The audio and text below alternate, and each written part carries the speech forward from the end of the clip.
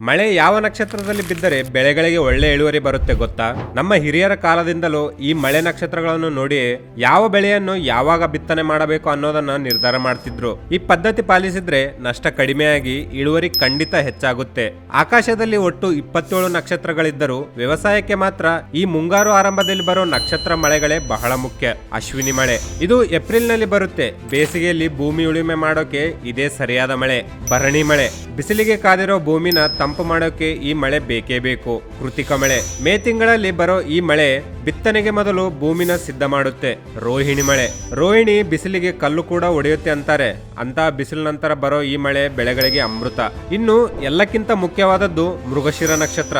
ಇದನ್ನೇ ಹಳ್ಳಿ ಕಡೆ ಮಿರ್ಗಿ ಮಳೆ ಅಂತಾರೆ. ಜೂನ್ ತಿಂಗಳಲ್ಲಿ ಬರೋ ಈ ಮಳೆ ಅಸಲಾದ ಮುಂಗಾರು ಮಳೆ. ಕೆರೆ ಕಟ್ಟೆಗಳು ತುಂಬಬೇಕಿದ್ರು, ನಮ್ಮ ನೇಗಿಲು ಮುಂದೆ ಸಾಗಬೇಕಿದ್ರು ಈ ಮಿರ್ಗಿ ಮಳೆ ಸುರಿಲೇಬೇಕು. ಮತ್ತೆ ನಿಮ್ಮ ಊರಲ್ಲಿ ಇವಾಗ ಯಾವ ನಕ್ಷತ್ರ ಮಳೆ ಬರ್ತಿದೆ ಅಂತ ಕೆಳಗಡೆ ಕಮೆಂಟ್ ಮಾಡಿ ತಿಳಿಸಿ. ಹಾಗೆ ಇಂಥ ಇನ್ನಷ್ಟು ಕೃಷಿ ಮಾಹಿತಿಗಾಗಿ ನಮ್ಮ ಚಾನಲ್ಗೆ ಈಗಲೇ ಸಬ್ಸ್ಕ್ರೈಬ್ ಮಾಡಿ.